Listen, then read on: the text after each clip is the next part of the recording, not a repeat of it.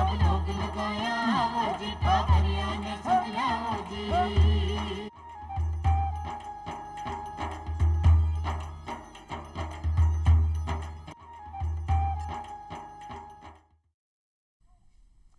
चौपाल देख बड़ा सगड़ा ग्रामीण भाई बहन राम राम सा भाई बहना जी चौपाल रे मैं आप जी नवा नवा विषय ले रहता है करा और सामटी जानकारी हासिल करा। उन्नीस प्रकार आज भी अपनी चौपाल रे मैं आप एक न्यारो निर्बल और एक नवधु विषय ले हताया कर और खासा मैं तो जानकारी हासिल कर भाई बहना आप आज को विषय है कृषि और ग्रामीण विकास का मायने विज्ञान को योगदान। और आप सगड़ा जानो है कि विज्ञान का नवाचार के साथ यदि जो पावंडा बढ़ा रही है कदम बढ़ा रही है वो आज का जमाना का मैं प्रगति कर पायो है। तो आज अपने गाँव का मैंने कृषि के मायने भी आप विज्ञान को सारो लेता हुए नवाचार कराया है। पशुपालन मुर्गी पालन आपने मधुमक्खी पालन आके मैंने आप जब नवाचार कराया पूरा नवाचार की जनक है विज्ञान है। चाहे आप कृषि का उर्वरक देख लो चाहे आप एक नई सिंचाई की तकनीकें देख लो वह सारी तकनीकें गाँव का और कृषि का विकास में किस प्रकार से आपको योगदान दियो बी की जानकारियाँ ले आज आपने बीच पधारे है डॉक्टर दिनेश कुमार जी गुप्ता साहब जिका बार कर्ण नरेंद्र विश्वविद्यालय के मैंने प्रोफेसर के रूप में सेवा में दे रही है साथ ही साथ सस्य वैज्ञानिक भी है। तो डॉक्टर साहब आप लोग चौपाल स्टूडियो में घणो घणो स्वागत है। धन्यवाद साहब। गुप्ता जी सो पहले तो बताओ देखो आज सरकार की भी है कि विकास की योजना में कि गाँवों को विकास हुए कृषि को विकास हुए और भी को आधार पर विज्ञान नहीं रखे और वैज्ञानिका की सिफारिशें हैं भाई किसानों ने तक पूछा हो मैंने आग्रह करे कि थे साहब विज्ञान को सहारो लियो और विकास करो। तो सरकारी का ही प्रयास है कि कृषि को उत्पादन बढ़े। सिंह साहब देखो किसान हर कदम पे ऐसे प्रयास करती रही है जो किसानों के लिए लाभकारी हो और उनके रोजगार परख भी हो और उनके लिए जीवन में उज्जवल भविष्य के लिए जो है प्रयास किए जा रहे हैं। इसमें देखो मैं एक सबसे महत्वपूर्ण बात यह है कि हमारे देश में 125 करोड़ जो जनसंख्या है उससे भी अधिक जनसंख्या है। उसमें ये अधिकांश जो भाई हैं वो किसानों से जो खेती बाड़ी से संबंधित हैं उनसे जुड़े हुए हैं किसान या किसान से संबंधित कोई भी कार्यक्रम से। तो यहाँ एक चीज़ जो मुख्य रूप से कहना चाह रहा हूँ मैं ये है कि कुछ भाई आज भी ऐसी स्थिति में हैं कि वो कृषि तकनीक का और ऐसे जो नए नए उपकरण जो आ रहे हैं कृषि के उनसे वंचित है और उन पर ध्यान नहीं दे पा रहे। तो जबकि किसानों के लिए ही सरकार प्रयासरत है और इतने प्रयास किए जा रहे हैं। मुख्य रूप से मैं आपको बताऊं कुछ एक महत्वपूर्ण बातें जो प्रयास से संबंधित रहे हैं। देखिए सबसे पहले जो कृषि का आधार है वो है उत्तम या उन्नत क्वालिटी के बीज। सरकार का प्रयास रहा है कि अच्छे से अच्छे उन्नत किस्म के बीज वैज्ञानिकों के माध्यम से या अन्य जो संस्थाएं हैं जो वैज्ञानिक आधार पे बीजों का उत्पादन करती है उनके माध्यम से अच्छे बीज उत्पन्न करके और वाजिब रेट पे वाजिब समय पर और किसानों को उपलब्ध कराए। तो सबसे महत्वपूर्ण बात यह है। दूसरी बात जो आती है कि जब जो खेती है हमारी जो वो पानी पर निर्भर है। आप देखिए सिंचाइयों के साधन हमारे सीमित है लेकिन लॉन्ग टर्म इरिगेशन जो प्रोजेक्ट के रूप में सरकार बहुत जो है बड़ा फंड जो दिया है और उसके हिसाब से उनका मूल उद्देश्य ये है कि अधिक से अधिक क्षेत्र सिंचाई के परिधि में आ जाए और किसानों को इसका लाभ मिल सके। इसके अलावा आप देखिए किसान भाइयों के लिए और एक महती योजना सरकार लेके आई है जिसमें पानी का अच्छा उपयोग करके बूंद बूंद जो है उसका उपयोग करके जैसे हमारे माननीय प्रधानमंत्री जी ने कहा है कि प्रत्येक बूंद अच्छा उत्पाद यानी कि एवरी ड्रॉप मोर क्रॉप। इसका ये मतलब ये हुआ कि हम पानी का अच्छे से अच्छे ढंग से उपयोग करें और अधिक से अधिक उत्पादन ले सकें। एक ये सिंचाई की योजना का चल रहा है। इसके अलावा आप देखिए जो अच्छे अच्छे यंत्र हैं या ऐसे जो कीटनाशी या ऐसे शाकनाशी या जो भी हमारे खेती में आने वाले जो वैज्ञानिक तरीके हैं उनके बारे में भी हमारे जो कृषि विज्ञान केंद्र हैं आप देखिए लगभग 543 से भी अधिक जो है कृषि विज्ञान केंद्र का एक श्रृंखला हमारे देश में आ गई है। और आप प्रत्येक क्षेत्र से जो है किसान भाई उनसे जुड़े हुए हैं और हम ये देखते हैं कि तकनीकी आधार पे किसानों को ज़्यादा से ज़्यादा समय पर और उचित जानकारी देकर किसानों को उनका उत्पादन बढ़ाने के लिए प्रयास किया जा रहा है। एक सरकार ने और बहुत अच्छा इसमें कदम उठाया है कि लगभग 50 लाख रुपए का एक ऐसा पुरस्कार दिया जाने के लिए घोषणा की है जिससे कृषि विज्ञान केंद्रों में एक ऐसी प्रतिस्पर्धा आए और अच्छे से अच्छा कार्य करके किसानों के लिए और हमारे देश को उज्जवल भविष्य कर सके, ये एक बहुत महत्वपूर्ण चीज़ है। इसके अलावा आप देखिए, किसान जब पैदा कर लेता है उत्पाद, तो उसको प्रसंस्करण के लिए, यानी कि उस नए नए चीज़ जैसे अचार है, मुरब्बा है, शरबत है, या साग सब्जी संबंधित कोई और नई चीज़ें हैं, ये बनाने के लिए भी कृषि विज्ञान केंद्र से सारी जो है जानकारी समय पे हम दिलवाते रहते हैं। एक और बात आ रही है कि किसान भाई अच्छी पैदावार भी कर ले, लेकिन कई बार ये देखा गया है कि उनको वाजिब दाम नहीं मिल पाती। जी तो हाँ, तो ये एक ऐसी बात है कि इसके लिए हम अपने सरकार एक बहुत बड़ा कदम उठाया है, जिसमें MSP, जिसको मिनिमम सपोर्ट प्राइस या न्यूनतम समर्थन मूल्य के नाम से जान रहे हैं, इसमें देखिए सिंह साहब की जो लागत मूल्य है उसका 50% और बढ़ा के, यानी कि उसको मिनिमम MSP के रूप में जो मुख्य फसलें हैं, दलहनी, तिलहनी और जो गेहूं है या धान है, उसको किसानों को देने का प्रयास किया जा रहा है, चाहे वो सरकारी माध्यम से हो या किसी भी माध्यम से हो, लेकिन किसान को पूरा या भरपूर फायदा मिले, इसके लिए प्रयास किया जा रहा है। इसके अलावा एक बहुत महत्वपूर्ण जो है हमारे प्रधानमंत्री फसल बीमा योजना। देखिए, कई बार क्या होता है कि किसान अच्छी पैदावार करने के बावजूद भी कई बार प्राकृतिक ऐसी आपदा पड़ती है कि सारी जो है फसल नष्ट हो जाती है और सारी मेहनत बेकार चली जाती है। ऐसी स्थिति में जो है प्रधानमंत्री बीमा फसल योजना का एक आगाज किया है, और इसमें आप देखिए कि किसान भाइयों को कम से कम जो है उसकी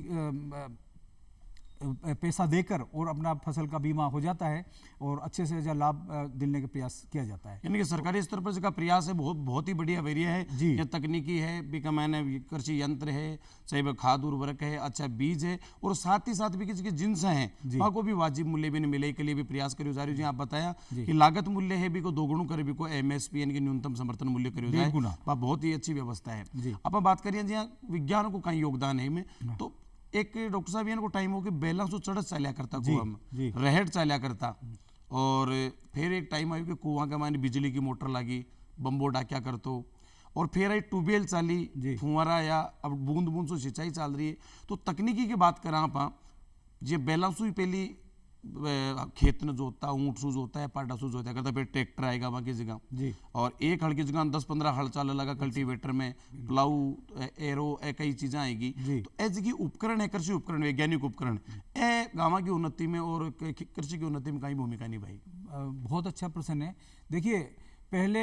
जो छोटी छोटी जोत हुआ करती थी किसानों के पास, किसान भाई उसको अपने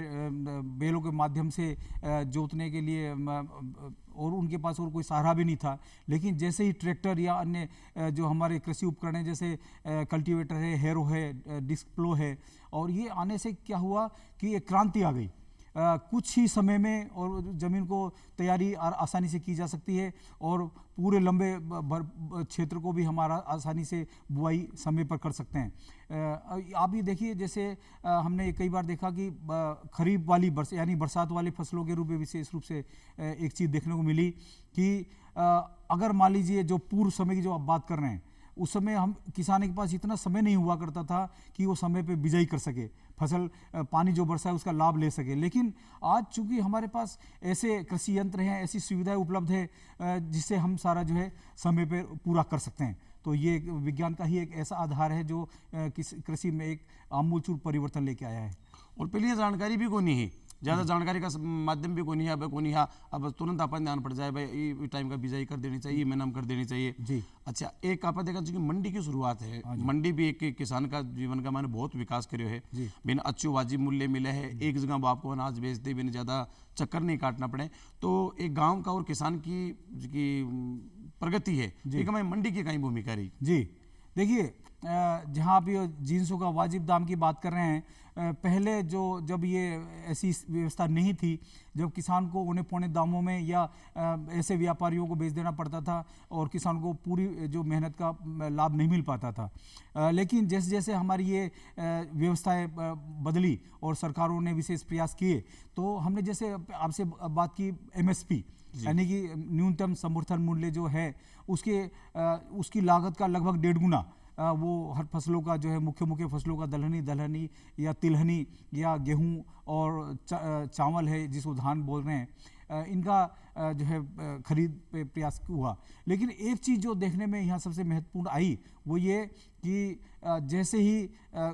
सरकार ने इसकी खरीद की और वो जब माल वापस पुणे व्यापारियों के हाथ चला जाता था तो वो किसान और जो है उपभोक्ता के हाथ में कुछ नहीं रहता और व्यापारी उसके मनमानी दाम, बड़े ऊंचे दामों पे, ऐसा दाम जो कि बड़ा हतप्रभ कर दिया करता था, ऐसा हुआ था। जैसे प्याज का आप उदाहरण लें या गेहूं और जो है धान का लें, तो ऐसी व्यवस्था से दूर करने के लिए, बचाव करने के लिए हमारे जो है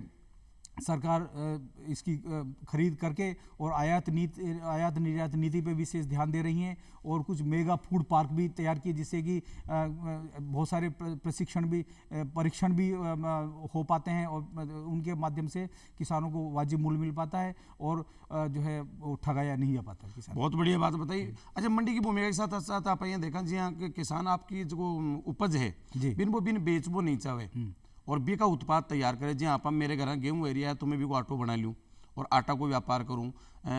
दाल है, बेसन है, को व्यापार करूं, टमाटर सॉस बना लूँ, तो ये मामला विज्ञान कठिन तक मदद करे आदमी की। देखिए, ये आपका बहुत अच्छा वाजिब प्रश्न है और किसानों की जो हमारे माननीय प्रधानमंत्री जी का जो एक सपना है कि साहब जो है किसानों की आय को दोगुना किया जाए, उसमें जो आपका प्रश्न है काफ़ी वाजिब है। क्योंकि देखिए, साग सब्जी या अन्य चीज़ें पैदा तो की ली जाए लेकिन उसका पूरा भरपूर पैसा किसानों को नहीं मिल पा रहा। अगर कृषि विज्ञान केंद्र या कृषि अनुसंधान केंद्र या कृषि विश्वविद्यालयों के माध्यम से जो हमारे बहुत सारे व्यावसायिक कार्यक्रम चल रहे हैं, प्रशिक्षण कार्यक्रम चल रहे हैं, उनमें अगर ये शरीक होकर किसान भाई और उनका लाभ लेकर जो जितने भी साग सब्जी के प्रसंस्करण हैं उनका बनाकर अधिक से अधिक लाभ ले सकते हैं और उसका जो है, जो आप ये बता रहे हैं कि साग सब्जी से जो नए प्रसंस्करण, चाहे वो अचार है, मुरब्बा है, शरबत है या आप जैसे गेहूं से संबंधित जो भी बता रहे हैं, तो इस तरह से लाभ लेके हम ज़्यादा से ज़्यादा और हम अपने पैरों पर सार्थकता से खड़े हो सकते हैं और आगे देश की प्रगति में लाभकारी। अब एक आप बात बताइए, बहुत बढ़िया है, लेकिन एक गांव का आदमी थोड़ा वैज्ञानिक रूप से थोड़ो भाई मान लो ज़्यादा पढ़े लिखे नहीं है जी, और वो चाहे कि आप व्यापार खुद को ही करा, अपन खुद को ही प्रोसेसिंग यूनिट लगावा, तो बी के लिए अगर कोई प्रशिक्षण चाहे वो तो तज कहीं व्यवस्था है आपकी? बिल्कुल, बहुत अच्छा प्रश्न आपका। देखिए, ये बहुत सारी सुविधाएं, लेकिन किसान इनके ज्ञान से वंचित रह जाता है या कौशल प्राप्त नहीं कर पाता और ये महत्वपूर्ण बात है।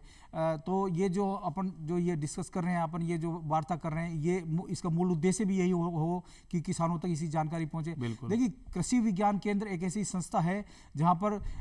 ऐसे विधा उपलब्ध है, ऐसे प्रशिक्षण लगातार होते रहते हैं जहां किसान भाई जाकर और उनका चाहे वो आप मधुमक्खी पालन का हो, चाहे आप ये जो कुक्कुट पालन का हो, चाहे मशरूम का हो, या बहुत सारे ऐसे जो है रोजगार परख ऐसे प्रोग्राम हैं जो किसान गलीचा निर्माण का भी है, चाहे अचार मुरब्बा ये प्रसंस्करण तैयार करने का भी है। तो इस तरह से आप जाके और कृषि विज्ञान केंद्र में समय समय पर ये प्रोग्राम चलते रहते हैं, आप वहाँ जाके अपना संपर्क करके वैज्ञानिकों से और आप अपने जो आपके हित का जो प्रोग्राम है जो आप उसमें चाहते हैं जिसमें प्रशिक्षण, वो आपको वहाँ मिल जाएगा और उसको आप जब सर्टिफिकेट मिल जाता है तो आपको बैंकों से ऋण की सुविधा भी उपलब्ध है और आप अपना जो है निजी स्तर पे आप जो है प्रोग्राम आपका जो व्यवसाय शुरू कर सकते हैं और दूसरे लोगों को भी उस व्यवसाय में सहभागी कर सकते हैं, उनको भी रोजगार दे सकते हैं। जी, कृषि विज्ञान केंद्र पे प्रचार आप प्रशिक्षण ले सको, फिर आपको व्यापार चालू कर सको और के लिए आप लोन भी ले सको, बिल्कुल, ताकि आपके आर्थिक रूप से मजबूत हो। हाँ जी, एक ऐसा किसान उत्पादक संगठन है जी, आपकी ग्रामीण विकास में और कृषि में कई भूमिका है? देखिए, जो आपने किसान जो उत्पादक संगठन है या कंपनीज हैं, देखिए ये सरकार का एक ऐसा सोच है कि ज़्यादा से ज़्यादा किसानों को एक क्लस्टर के रूप में या एक संगठन के रूप में इकट्ठा होके और कोई अगर कार्य करते हैं तो उससे क्या है कि सब तरह के किसान उसमें जुड़ेंगे, चाहे वो छोटे हो, बड़े हो या लघु किसान हो या सीमांत किसान हो। वो जब जुड़ेंगे तो जो वो उत्पाद करके और जो बेचेंगे तो सबको सहभागिता होगी और जो छोटे और जो गरीब किसान हैं उनको लाभ ज़्यादा मिलेगा। दूसरा क्या है इसमें सबसे महत्वपूर्ण बात कि जो हमारा इनकम टैक्स जो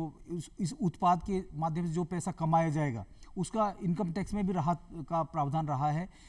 इसके अलावा ऋण भी आसानी से मिल जाता है और एक इसमें सबसे महत्वपूर्ण बात, वो ये है कि जब हम आज जो बंटवारे की हम देखते हैं,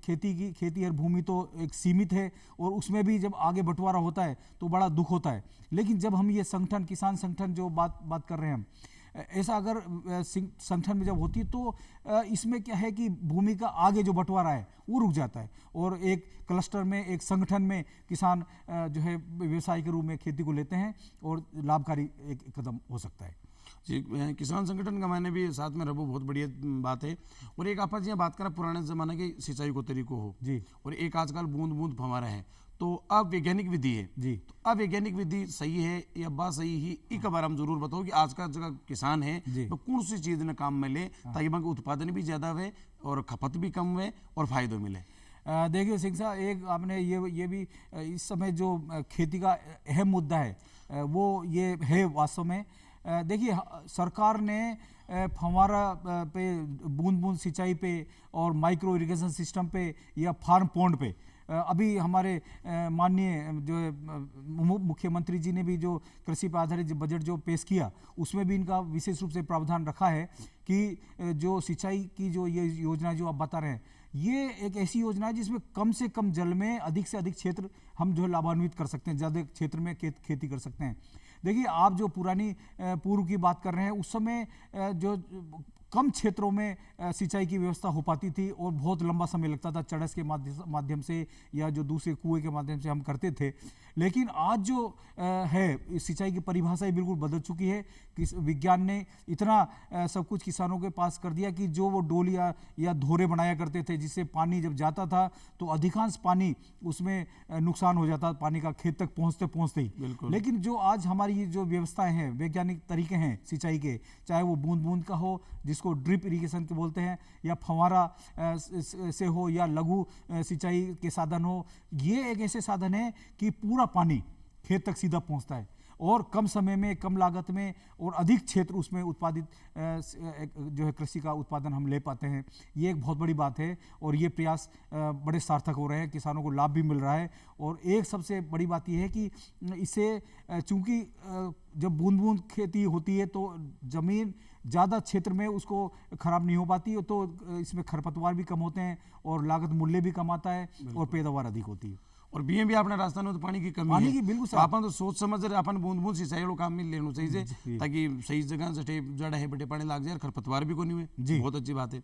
एक आप देखा कृषि आधारित और कई उद्योग है बन बड़ा हुआ दे पगले सरकार के कहीं कहीं प्रयास है। जी बिल्कुल। देखिए हमारा जो ये जो दोगुनी आय वाला जो हमारे माननीय प्रधानमंत्री जी का सपना है, वो कुछ एक ऐसे व्यवसाय है जो चाहे वो बागवानी संबंधित हो चाहे कुछ हो, लेकिन इसमें कुछ 5-6 मैं व्यवसाय ऐसे बता रहा हूँ जो कि किसान के लिए बड़े सार्थक हैं और किसान अपनी आय, खेती की आय के साथ साथ अन्य आय भी लाभ प्राप्त कर सकते हैं। जैसे आप देखिए सबसे पहले मत्स्य पालन हम माने, जो मछली पालन, यानी कि अगर फार्म पॉन्ड है या तालाब है या ऐसे पानी की व्यवस्था है तो उसमें मत्स्य का यानी मछली पालन किया जा सकता है। तो सरकार इसमें प्रशिक्षण का भी जो है दिया जा रहा है और इसके लिए ऋण की व्यवस्था भी है। इसमें 2 महत्वपूर्ण चीज़ें है, एक तो मत्स्य पालन, एक समुद्री या तालाबों से मछली पकड़ के लाना, तो दोनों को ही प्रशिक्षण और जो है ऋण की व्यवस्था का प्रावधान है। तो ये एक तो सबसे मछली का किया सकता है। एक जो नील क्रांति या मत्स्य उत्पादन एक वो है प्रोग्राम, इसके माध्यम से जो है किसान इसे जुड़ के और अच्छे से अच्छा लाभ कमा सकते हैं। एक दूसरा है मुर्गी पालन। आप देखिए खेती और पशुपालन के साथ साथ एक समानांतर यानी उसके साथ साथ चलने वाला एक ऐसा व्यवसाय है मुर्गी पालन कि वो किसान भाई आसानी से कम जगह में मुर्गी को पालन कर सकता है। और इसका एक सबसे महत्वपूर्ण चीज़ ये है कि लगातार उसको आय होती रहती है, तो उसकी घर की जो खर्चे हैं या जो दूसरों पर आधारित नहीं रहता, कर्ज लेने की आवश्यकता नहीं पड़ती और उसको आराम से जो है ये मुर्गी पालन करके लाभ आसानी से कमा सकता है। इसका प्रशिक्षण जो है हमारे कृषि विज्ञान केंद्रों के माध्यम से या विश्वविद्यालयों में जो कृषि जो पशुपालन विभाग है उसके माध्यम से, या सरकारी पशुपालन विभाग या कृषि विभाग जो राजस्थान सरकार, इनके माध्यम से ये सारी चीज़ें उपलब्ध है। इसके अलावा एक चीज़ और आती है मशरूम या कुंभी उत्पादन। ये भी कम, अगर ज़मीन नहीं है या थोड़ा ही हमारे पास क्षेत्र है, उसमें भी हम कम समय में ज़्यादा जो है उत्पादन करके अच्छा लाभ कमा सकते हैं। ये भी एक महत्वपूर्ण चीज़ हम कर सकते हैं। एक इसके अलावा और आती है मधुमक्खी पालन। देखिए एक बहुत बढ़िया बात इसमें यह है कि हमारा ये मित्र कीट कहलाता है मधुमक्खी, इसमें ये परागण की क्रिया को बढ़ा देती है और परागण क्रिया बढ़ने से हमारे फसलों की उत्पाद भी बढ़ जाता है। एक तो जिस क्षेत्र में हम इसको मधुमक्खी पालन का काम कर रहे हैं वहाँ पे हमको लागत तो ज़्यादा लगानी नहीं पड़ती, एक बारी वो जो उनके जो डब्बे वगैरह सारी और प्रशिक्षण लेना पड़ता है। लेकिन सबसे बड़ी बात यह है कि इसमें अन्य दूसरे खर्चे नहीं है, सिर्फ आपको इसको लगा के जहाँ चाहे वो सरसों की ऐसी फूल आने वाली जो फसल है वहाँ लगा दिया जाता है और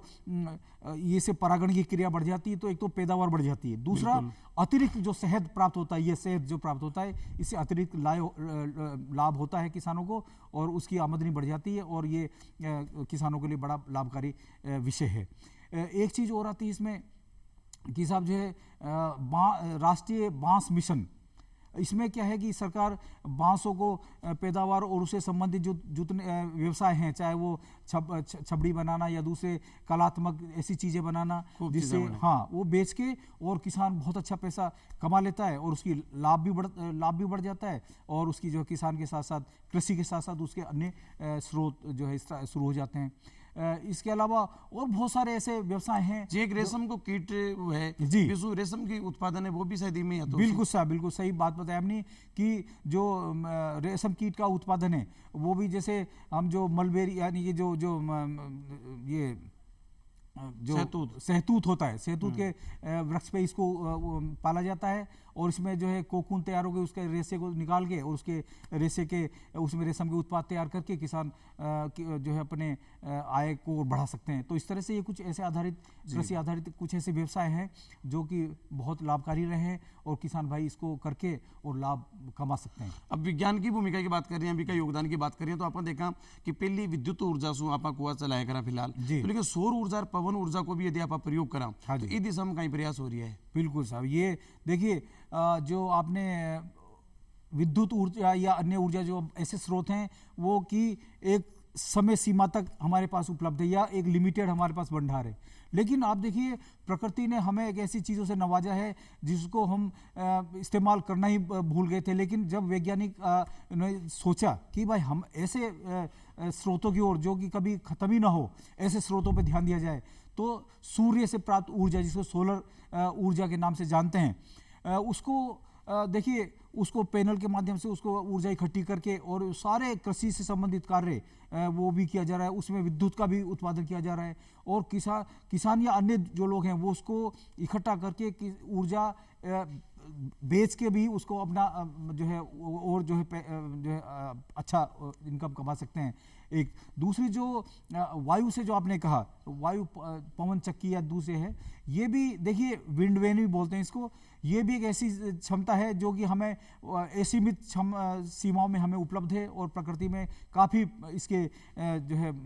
साधन हम कर सकते हैं। तो उससे भी हुई ऊर्जा इकट्ठा करके और हमको उसको ऊर्जा को अन्य बिजली के साथ साथ बहुत सारे कामों में हम इसको खेती कार्यों में भी ले सकते हैं और कृषि उत्पादन के साथ साथ हमारे देश की उत्पादकता में भी वृद्धि कर सकते हैं। मतलब कि अक्षय ऊर्जा ही को भी अपन इस्तेमाल करना चाहिए और ए तो जगह सीमित संसाधन एक दिन वैस के समाप्ति भी हो जाए जी। एक जानकारी और दो आप के जी हाँ, प्रधानमंत्री जी को सपनों है कि किसानों की आय दुगुनी हुए। हाँ जी, किसानों की आय दुगुनी की प्रकार से उसे ये आपने देखो हमारे शुरू से ही ये प्रयास चलते रहे और अब विशेष रूप से प्रधानमंत्री जी ने तो ये कि साहब आगामी 5 वर्षों में हम जो है किसान की आय दोगुनी कर दें। तो देखिए कृषि तकनीकों का विकास तो चल ही रहा है और उन्नत किस्म की किस्में बीज और अन्य जो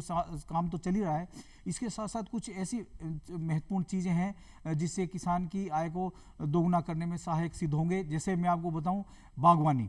देखिए साग सब्जी का जो पैदावार का है वो कम समय में और पैदा दे दी तो साल में 3-4 फसलें हम लेके एक तो बागवानी से जो आय को बढ़ा सकते हैं, पहली बात। दूसरा जो इसके साग सब्जी है या फल है इससे प्रसंस्करण यानी कि इसका जो फल और साग सब्जी उससे चाहे जैसे मैं आपको जो बताऊं कि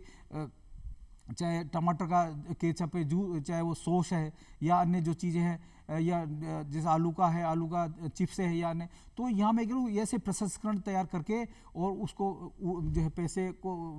वृद्धि की जा सकती है और जो खेती के साथ साथ हम अपनी आय बढ़ा सकते हैं। इसके अलावा एक बहुत बढ़िया और चीज़ है कि नर्सरी तैयार करें और बीज तैयार करके सब्जियों का या अन्य दूसरी चीज़ों का और उसको हम बेचें तो निश्चित रूप से ये लाभकारी कदम होगा और किसानों का जो आय की जो बढ़ाने की जो है एक महत्वपूर्ण काम होगा। एक तो ये पहला कदम है। दूसरा हम देखें कि विदेशी सब्जियां, ऐसी सब्जियां आ रही है जिसका जो मूल्य काफ़ी अच्छा मिल जाता है, कम समय में हो जाती है। जैसे आप देखिए ब्रोकली है, ब्रुसेल्स है, चाइनीज़ केबेज है, रेड केबेज है, टमाटर है, चेरी है, कुछ ऐसी ये सब्जियां हैं किसानों को रुझान पैदावार करने पे आया है और लोग भी, उपभोक्ता भी इन पे बड़ा जो है अट्रैक्शन, आकर्षण है और उनको लेते हैं और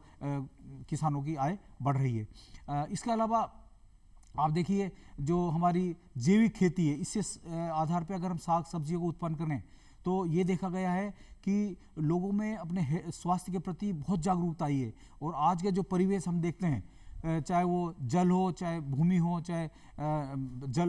ये मिट्टी हो, सब में प्रदूषण की काफ़ी जो है फैला है प्रदूषण। तो इस प्रदूषण का प्रभाव अन्न पे भी, साग सब्जी सब पे पहुंच रहा है। तो आज हमारे सभी व्यक्ति, सारे उपभोक्ता ऐसे सजग और अपने स्वास्थ्य के प्रति जागरूक हो गए हैं कि वो चाहते हैं कि ऐसे चीज़ें उपलब्ध हो, चाहे मूल्य कुछ भी हो, मूल्य अधिक से अधिक देने को तैयार है। तो चाहे साग सब्जी हो, चाहे अन्न हो, अधिक मूल्य पे लेके और वो उसको लेते हैं। तो हमें क्या है ऐसा कि जैविक आधार पे साग सब्जी को उत्पादन करें तो ये एक बहुत अच्छा कदम होगा। विश्व शरीर पर बालाज का नुकसान है बेबी कोनी रासायनिक का नकारात्मक प्रभाव जी। और गुप्ता जी आप चौपाली स्टूडियो में पधारे और हमारा दर्शक भाई बहन खास हमें तो जानकारी दी, इन वास्ते आपने घना घना रंग घना घना धन्यवाद। और भाई बहन आज आप देखो विज्ञान को आप की दौर से चले यार, की दौर में पूछ गए कि हमारी पूरी भूमिका, पूरा योगदान है वो विज्ञान को है। तो आप भी विज्ञान के साथ कदम ताल करा, नए नए नवाचार का वैज्ञानिक बतावे, मान अपनावा और अपना देश ने उन्नत बनावा और प्रधानमंत्री जी को सपनों साचो करें। तो और फिर मिल से एक नए विषय के साथ जताने चाहूँ आपसे इजाजत। राम राम। राम राम साहब।